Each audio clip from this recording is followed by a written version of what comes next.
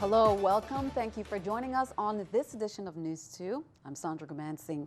We're keeping up with the nationally controversial developments within the VI Republican Party.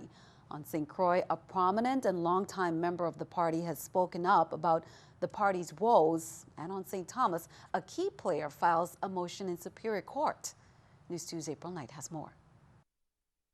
Some developments from key players in the VI GOP dispute. Republican National Committee woman Liliana Bilardo de O'Neill broke her silence on the boiling conflict within her party. John Yob, who won the top spot in the March 10th caucus, accused de O'Neill of trying to get him disqualified so that her husband, Humberto de O'Neill, could gain a delegate seat. De O'Neill stated this was beyond defamatory, it's sickening. De O'Neill was at the controversial meeting on Saturday, and she said she saw Gwen Brady violently lash out, adding to accounts that Brady was the one who started the physical altercation. When Brady was obviously in a rant, she grabbed my laptop. It appears very to hit me, and I grabbed my laptop back. I put it down on the table. Gwen approached Dennis. She hit him in the face. She grabbed his phone. She said she never took control of the phone. As for Holland Redfield's comment that the attack on Brady boils down to bullying. Absolutely no bullying. If there was any bullying, it was Gwen Brady. Gwen Brady. She happened to be the bully in this, and Attorney Coles. Meanwhile, on the other side of that fight, John Yob is asking the VI Superior Court to disqualify attorneys Scott McKay and Ed Barry from any cases he's involved in. According to Yob, he recently discovered that the lawyer to whom his consultant revealed confidential information in the process of trying to set up an EDC company in the VI is Scott McKay, who later defended the election system and supervisor Carolyn Fox against Yob's suit. Yob stated that he feels like the target of a law office conspiracy. Reporting for News 2, I'm April Knight. Now, there are also different versions from party leadership on how the party can resolve the hotly debated delegation to the National Republican Convention in August. We will keep you updated. Governor Kenneth Mapp has asked the 31st legislature to approve paying down the hospital's debt to WAPA with proceeds from a recent court settlement. The governor is requesting that $4 million each be paid towards the amounts owed by Juan F. Louis Hospital and the Roy Leshner Schneider Medical Center for their past due utility bills. The funds will come from an $8.1 million settlement resulting from the VI Public Finance Authority's litigation with a law firm. Governor Mapp forwarded his proposal to the legislature. Both hospitals owe WAPA over $20 million collectively. Governor Mapp said that his financial team and the hospital leadership would be available to provide any necessary testimony on his proposal. Senator Kenneth Gittens, meanwhile, laments the fact that members of the government employees' retirement system remain unable to take out loans against their own money. Now, Gittens is proposing legislation identifying sources of revenue for the ailing pension system. The funds, according to Gittens, will come from newly acquired real property as a result of the ArcLight deal. Doors of opportunity have opened for us, and we have to walk in. There may be other ways to create revenues to aid the ailing system, and there are certainly more ideas of what could be done with the housing units transferred as a part of the ArcLight agreement. But I do certainly believe that this pairing through legislation by far would yield the best results to benefit all of us involved. Negotiations continue Thursday between the Mapp Potter administration and the teachers' unions. The controversial retroactive pay has been removed from the negotiations, but it's something that still needs to be addressed. One lawmaker proposes a plan to whittle away at the government's massive debt to its employees. News 2's April Knight has that story.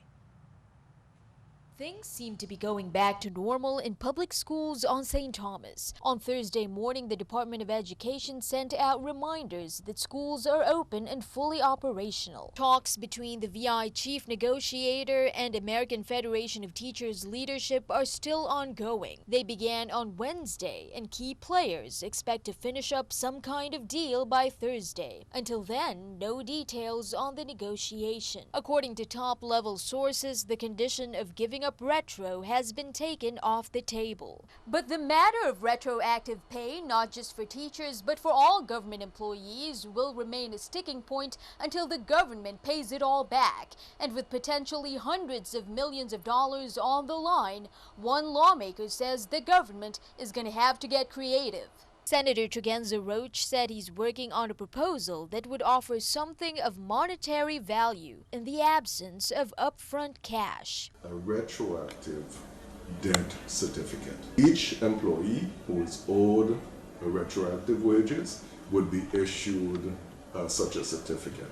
And that the certificate can be used in any government-sponsored program as if it were cash. According to Roach, the government can't keep telling employees there's no money without offering them an alternative form of relief. Show employees that we understand that this debt is valid, and just saying that we recognize that it's there is not doing any good for the persons who are hurting economically and need the relief. Reporting for News 2, I'm April Knight. If approved, participating in such a program will not be mandatory, according to Senator Roach. Meanwhile, we will keep you updated on the outcome of Thursday's negotiations. The minimum wage in the Virgin Islands has just increased to $8.35 per hour. Labor Commissioner Catherine Hendry made the announcement that affects all employees. With the exception of tourist service and restaurant employees, that number will go up even higher, according to the recent legislation. The minimum wage will rise to $9.50 per hour beginning June 1st, 2017, and not less than $10.50 an hour during the year beginning June 1st, 2018. To learn more about the new minimum wage, you can call the Division of Labor Relations on St. Croix at 773-1994 or on St. Thomas at 776-3700. Well, shocking news out of the entertainment world. Prince Rogers Nelson, known for decades simply as Prince, has died. He had reportedly been fighting the flu for several weeks during his current tour. Mary Maloney reports. I never meant to call you Isabel.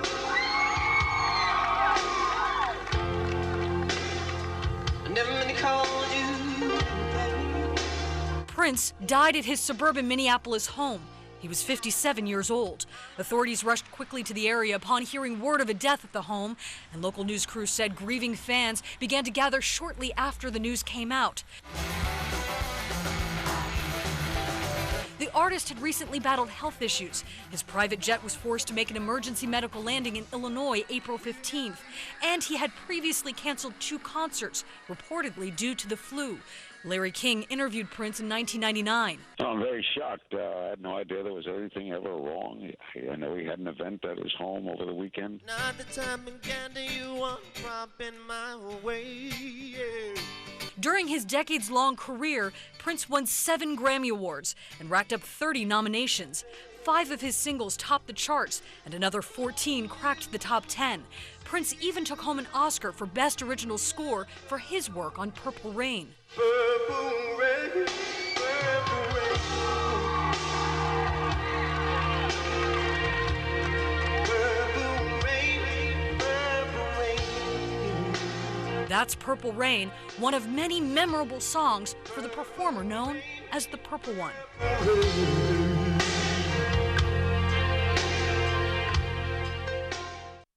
Again, many are shocked and saddened to learn of Prince's passing. Even here in the VI, many are remembering the artist, world-renowned impersonator who you're seeing right there, Antonio McKay, who has traveled all over the world, including Germany, Japan, England, and more, shared his sentiments.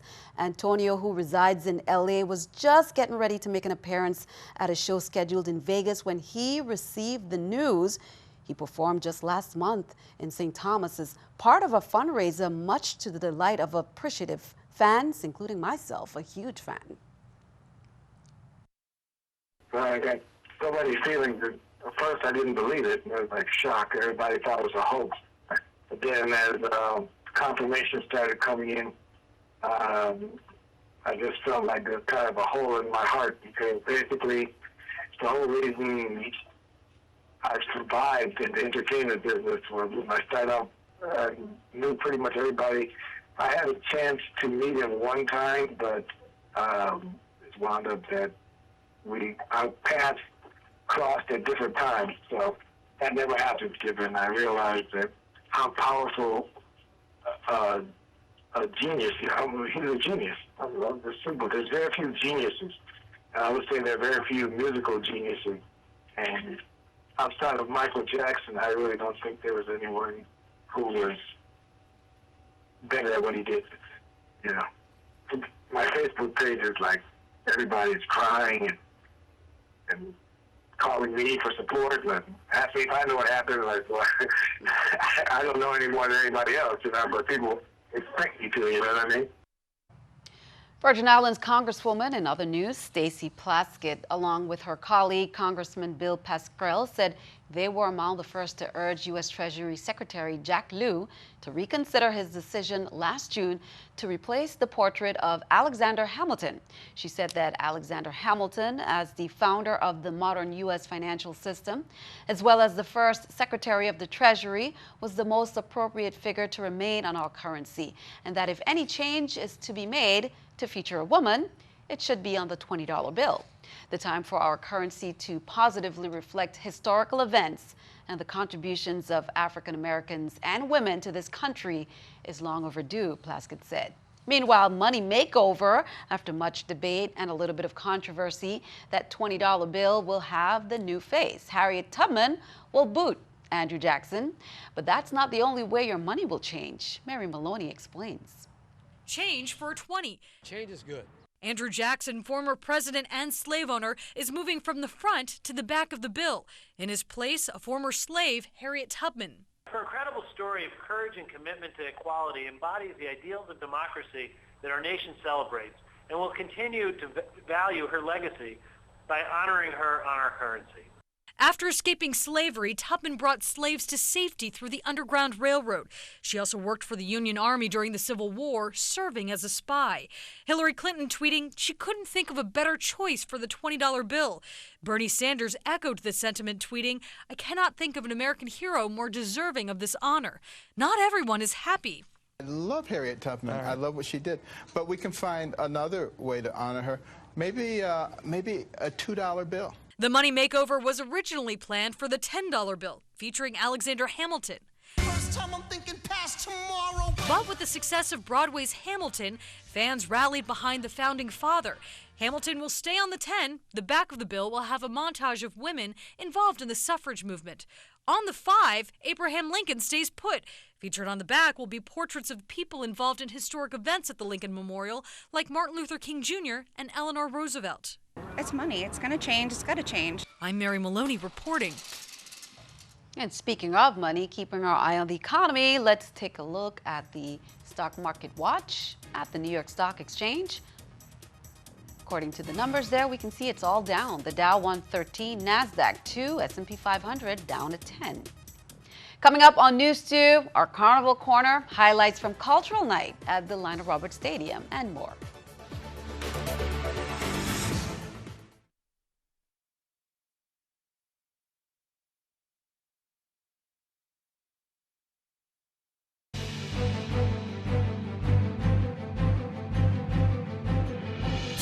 Welcome back. Innovative will soon be reinstating its cash payment option that will begin taking effect within the next 30 days. Innovative will announce exactly when in the coming weeks.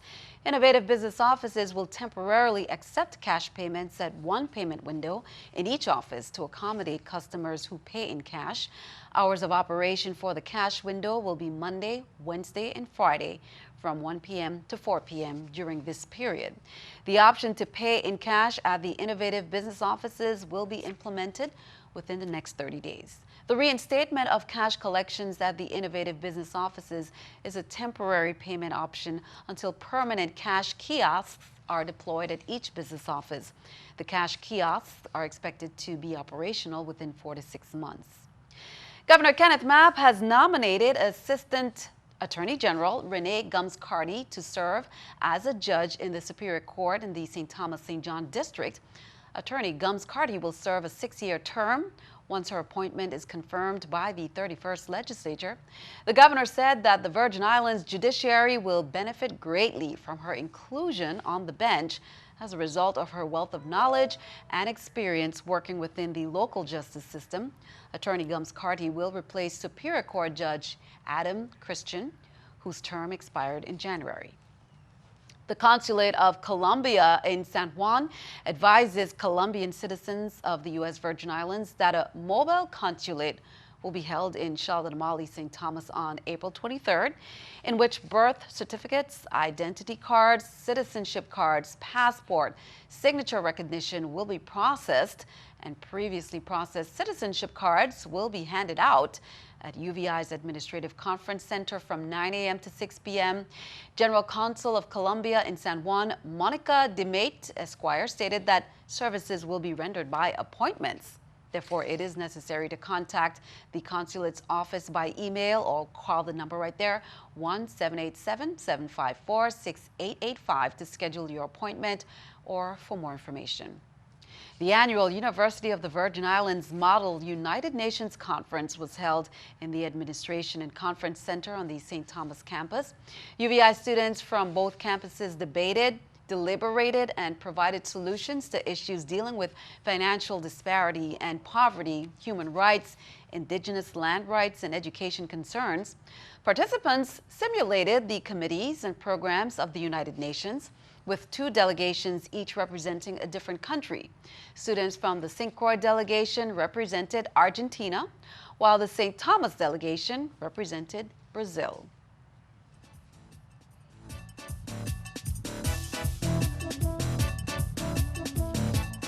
It is time for our Carnival Corner. Cultural Night was held last night at the Lionel Roberts Stadium.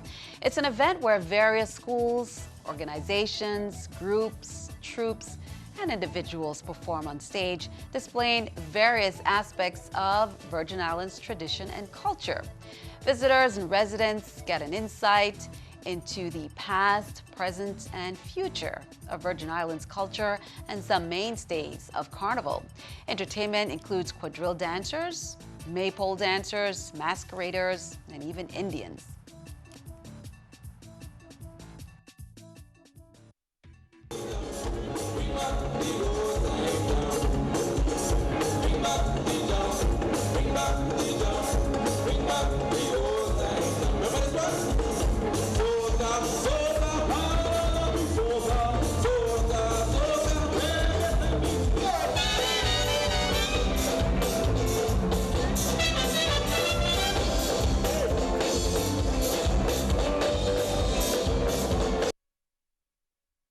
Great fun there. Now, another celebration is taking place on the Big Island as we speak. The Caravel Hotel in downtown Christiansted is set to run a slot machine casino after the Casino Control Commission approved a temporary license for VIGL Operations LLC, as we mentioned.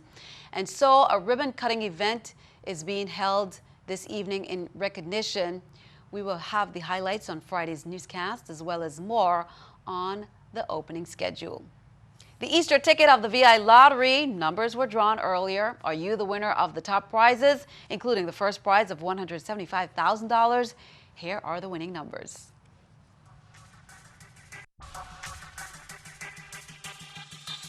The VI Lottery presents draw results of today's drawing on NEWS2. Here are the top prizes. Fifth prize for $20,000, 19725, 19725.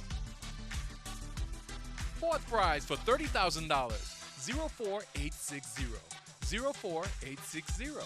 Third prize for $40,000, 21971, 21971. Second prize for $65,000, 25779, 25779. And the winning ticket number for the grand prize of $175,000 is 01617. 01617. If your ticket number wasn't called, keep trying. One of these days, your number could win. The next drawing is May 5th. Play the VI Lottery and imagine the possibilities. Well, good luck as you check those tickets. And the Carnival Lottery ticket is already on sale. Be sure to secure your tickets. Be sure to stick around. Your News 2 AccuWeather forecast is coming up next.